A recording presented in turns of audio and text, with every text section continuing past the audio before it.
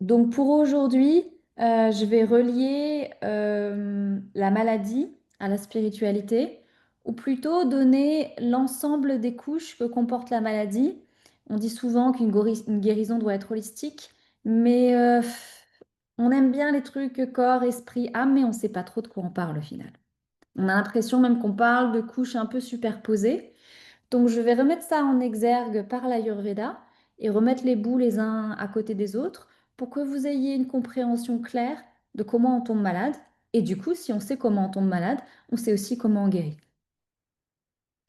Donc, en fait, quand on parle de piliers de la santé, je suis sûre que quand vous avez vu le titre, vous vous êtes dit des choses du type, ah bah ça doit être, il faut prendre soin de son sommeil par exemple, qui est censé être la première base de la santé et la première chose qu'on doit rectifier chez un individu. Ou alors peut-être que vous vous êtes dit, il faut que je fasse attention à comment je mange. Et le fait de manger équilibré, comme on le dit, celui qui fait attention à ce qu'il mange n'a pas besoin de médicaments. Celui qui ne fait pas attention comme il mange, de toute façon, les médicaments ne serviront à rien. Ou encore peut-être que vous vous êtes dit, aujourd'hui, c'est important de faire du sport. Le sport remonte le système immunitaire, remonte le moral, permet d'évacuer l'excès de kappa, donc l'excès d'accumulation dans le corps, permet d'oxygéner le corps, d'apporter du prana. Ou même que vous vous êtes dit peut-être que si j'ai un entourage qui est bienfaisant, qui est bienveillant envers moi, où mes relations sont positives et équilibrées, alors je resterai en bonne santé. Mais en fait, je vais parler d'aucun de ces quatre piliers-là, qui sont en fait des piliers qui arrivent en dessous et qui sont un peu ce qui nous entoure, mais qui n'est pas vraiment ce qui va constituer le socle et la racine première de la maladie ou de la santé. La- les racines de la santé ou de la maladie vont apparaître dans les piliers spirituels de l'individu. C'est-à-dire, en gros, qu'est-ce qu'on fait ici? C'est bien d'être en bonne santé, mais au final, la santé, c'est pas un but normalement, c'est un moyen. Donc, qu'est-ce qu'on fait ici? Donc, on va revenir sur les notions de dharma, de chemin de vie, d'artha, de ressources, de karma, de satisfaction, qui sont, ce sont dans ces piliers-là que la maladie prend racine. Et souvent, c'est dans ces piliers-là que la maladie n'est jamais guérie. Et c'est pour ça qu'il y a des récurrences qui s'installent surtout avec le temps, parce que peut-être, et aussi c'est bien que j'arrive en fin de journée, notamment les conférences de début de journée nous ont montré à quel point on a tendance à répéter les mêmes choses, que c'est difficile pour nous de se remettre en question. Euh, et donc, du coup, c'est souvent que les piliers restent bancals et en permanence, il va falloir compenser. Et donc, effectivement, si les piliers sont bancals, il faut absolument que vous ayez une bonne hygiène de vie, sinon ça va tomber sur le corps. Mais la racine est plus subtile que celle-ci. Donc, la première chose qui va apporter la maladie, et après je vais vous faire le lien avec le corps, c'est l'observance ou non du dharma. Alors, en plus, c'est un terme qui est utilisé en bouddhisme. Donc là, ça fait très dogmatique. Mon Dieu, il faut que je suive mon dharma, sinon je vais tomber malade. Pas du tout. En fait, le dharma, c'est ce que va développer naturellement un individu grâce à ses qualités. Donc, je vais prendre mon exemple pour l'imager. Euh, Très jeune, j'étais commencé par être adolescente. Vous étiez sûr que si j'étais assise à côté de quelqu'un dans le train, il allait me raconter sa vie. Si quelqu'un allait mal dans un groupe, il allait me raconter son problème. Et moi, je l'écoutais et à la fin, la personne me disait, je sais absolument pas pourquoi je vous ai dit ça. Ou encore, relativement jeune, les gens venaient pour me poser des questions auxquelles on n'avait pas vraiment de réponse. Et je trouvais une réponse.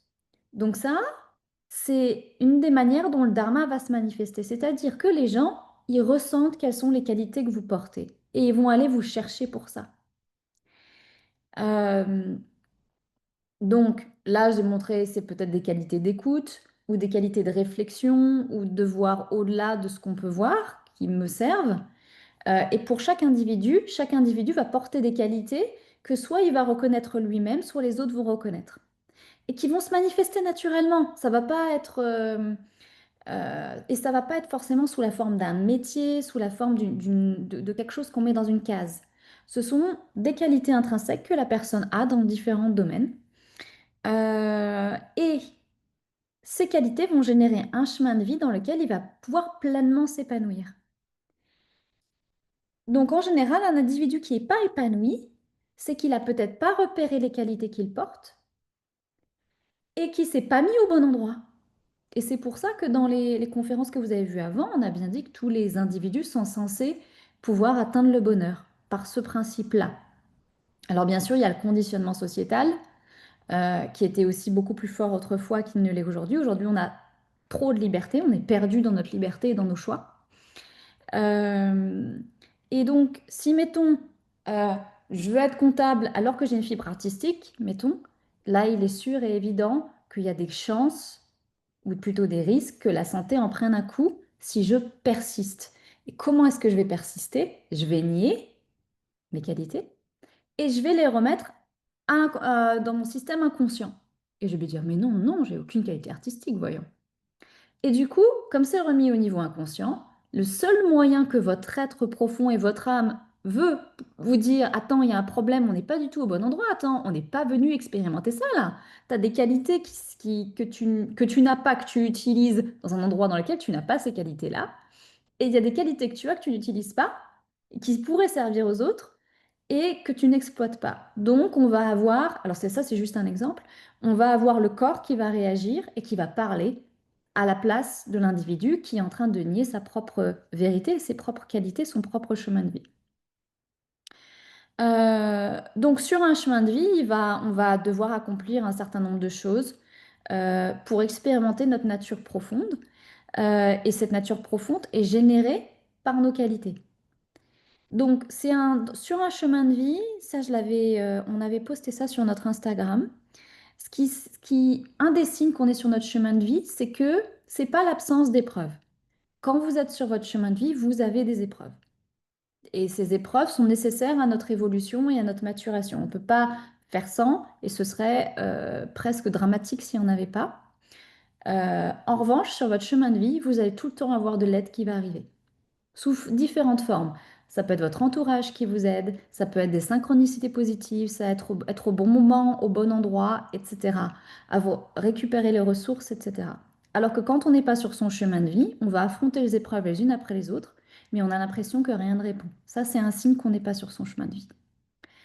Euh, donc, euh, et un dharma est toujours en accord avec les règles de notre société. Peut-être que vous avez entendu parler, il y a des gens qui jouissent, on va plutôt parler de ça comme ça, d'une certaine forme d'agressivité. Et cette agressivité, mise au bon endroit, peut être totalement utile pour notre société. Ça peut être dans le business, ça peut être dans l'armée, ça peut être entrepreneur, ça peut être sportif de haut niveau, etc. Par contre, cette agressivité qui ferait que la personne devient un délinquant, par exemple, agressivité est utilisée au mauvais endroit. Donc, quelle que soit la nature que vous portez aujourd'hui, il ne faut pas que vous ayez peur parce qu'elle a forcément un endroit positif dans lequel elle peut s'exprimer. En fait, notre nature est quand même bien faite et normalement, elle est faite pour être cohérente et harmonieuse avec un tout dont on fait partie. Donc, on ne peut pas avoir de dharma si, par exemple, c'est quelque chose qui va contre des lois établies, si ces lois, effectivement, sont saines, euh, ou si ça va à l'encontre d'autrui. Donc, on peut en toute sécurité s'écouter, puisque de toute façon, nos qualités qui vont remonter plus encore si on accepte de les écouter, ont un espace dans lequel elles vont pouvoir s'exprimer de manière saine pour notre propre bien-être et pour celui des autres. Et ça, l'Inde l'avait beaucoup imagé à travers les castes. Alors les castes ont très mauvaise presse, et plutôt à bon titre, puisque c'était un système qui est issu de l'hindouisme, dans lequel on s'est dit, OK, certains types de personnes ont certaines qualités, et en plus, si on les met par famille et qu'ils font de génération en génération la même chose, ils vont devenir parfaits dans ce qu'ils font. Et ce mode de fonctionnement a été extrêmement développé par les Britanniques pour casser la société indienne et créer des distanciations entre chaque caste et en créant ceux qui sont les meilleurs et ceux qui sont les moins bons, chose qui au départ n'existait pas. Et dans les castes, on reconnaît, on essaye de reconnaître le dharma de la personne et de le mettre dans la profession. Au départ, en fait, on essaie de reconnaître quel était le dharma de l'enfant et le mettre dans la profession qui correspondait. Euh, Et donc, dharma, un dharma, ça signifie la justice, l'ordre naturel des choses, et ça respecte à la fois nos lois intérieures et les lois extérieures, et c'est aussi en lien avec notre intuition et avec nous-mêmes. Donc, c'est vraiment une forme de vérité intérieure harmonieuse qui s'exprime par l'individu pour son propre bien-être et celui des autres, et ça va se manifester sur des choix particuliers. Par exemple, ça peut être, je souhaite être mère de famille et élever avec soin mes enfants parce que j'ai des qualités maternelles, des qualités d'écoute, des qualités d'empathie, des qualités de patience, et que je ressens que c'est comme ça qu'elles peuvent être le mieux investies pour moi et pour les autres. Ça peut être un dharma où, par exemple, on fait la découverte d'une nouvelle recette de cuisine, où on invente un certain nombre de choses qui vont bénéficier aux autres. Mais quand nous, on le fait, on ne se dit pas, je vais faire pour les autres, pour être reconnu. On le fait parce que vraiment, c'est viscéral. On est vraiment hyper intéressé dans la cuisine, découvrir quelque chose de nouveau sur des recherches technologiques ou autres. Donc, dans le dharma, il n'y a pas de notion de faire ça pour être reconnu. Ça, c'est justement quelque chose qui va nous détourner de notre dharma. Puisque c'est quelque chose qui, comme je le répète, qui s'exprime de l'intérieur vers l'extérieur. Et non pas j'essaye d'obtenir quelque chose de l'extérieur pour me sentir moi bien. Et quelqu'un qui est dans son dharma aura plutôt tendance à avoir confiance en lui et aura une tendance à être, voilà, avoir confiance en lui, fier de lui, avoir plutôt une certaine estime de lui-même. Et à l'inverse, les personnes qui n'ont pas confiance en eux et qui ne s'estiment pas vont avoir du mal à faire émerger leur dharma ou leur chemin de vie. Euh, donc, j'insiste qu'un dharma doit obligatoirement respecter les règles sociétales, sinon il ne s'agit pas d'un dharma.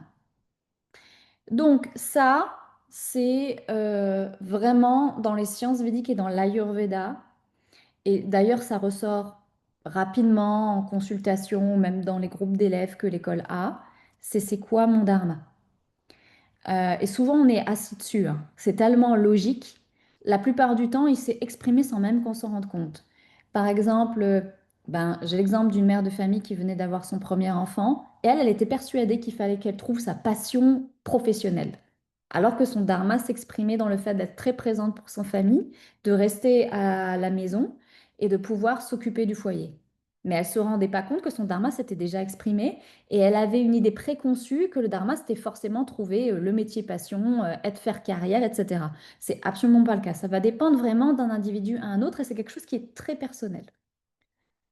Et donc, vous imaginez bien qu'on est plein de personnes à avoir énormément de mal à laisser, en fait, c'est plutôt laisser ce dharma s'exprimer. Parce qu'on pense que la société demande autre chose de nous, parce qu'on n'a pas confiance en nous, parce qu'on nous a peut-être jugés sur certaines choses, peut-être qu'on nous a empêchés, notamment dans le milieu familial, où on pense que on n'a pas le droit parce qu'on trouve ça peut-être trop valorisant, que ce ne soit pas à la hauteur, etc., etc. Et donc, ou alors à l'inverse, on se dit oui, mais si je fais ça, peut-être que je ne gagnerai pas assez d'argent, donc je vais être en difficulté. Donc on peut aussi avoir des peurs viscérales de manque qui peuvent nous empêcher pendant des années, voire des dizaines d'années, voire une vie, à exprimer notre dharma. Et si tel est le cas, comme la nature est réprimée, la personne va somatiser par deux choses. Elle n'aura que deux choix. Soit elle va créer des situations dans sa vie qui seront problématiques, chroniquement problématiques, soit elle tombera malade. Parce qu'en fait, elle est décalée sur l'échiquier du tout, énergétiquement, sociétalement parlant, etc. Et dharmiquement parlant, elle est décalée. Elle crée du coup un désordre énergétique et qui va se répercuter sur elle-même et qui aussi est confusant pour tout l'environnement. Donc le fait de trouver son dharma, c'est vraiment quelque chose qui est la meilleure chose que vous puissiez faire pour vous et pour les autres. Donc, je trouve beaucoup effectivement de maladies qui s'enracinent là-dedans. Euh, qui s'enracinent sur des personnes qui osent pas se lancer des entreprises parce qu'ils pensent qu'ils sont pas à la hauteur et que c'est trop difficile et qu'ils vont pas réussir à gérer le reste de leur vie. Des personnes qui se disent qu'ils n'auront pas leur troisième enfant parce que cette fois ça va être trop. Euh, des personnes qui se disent que eux ils peuvent pas être artistes parce que c'est pas à leur hauteur, etc. Et c'est souvent le fait je ne peux pas, soit parce que je me mets en danger, soit parce que je ne le mérite pas, qui va bloquer le dharma. Et là, on est sûr que la règle, c'est que l'individu va devoir compenser. Il compense un manque. En faisant ça, il va y avoir un vide intérieur qui va s'installer. Ce vide va demander une compensation en termes de comportement, en termes d'alimentation. Et cette compensation va mener ensuite à une aggravation des doshas et qui vont s'accumuler dans le corps jusqu'à produire de la maladie. Donc là, on a tout le fil rouge qui, qui jusqu'à la maladie. Et donc la personne vient en ayant, par exemple, je ne sais pas, un problème de peau. Donc, vous voyez qu'on est loin de prendre juste des antibiotiques pour un problème de peau, là. Donc, il faut qu'on trouve les causes qui ont provoqué ça dans le corps, les enlever, trouver un remède pour équilibrer le corps, mais aussi aller chercher les racines dans Dharma Arta Kama.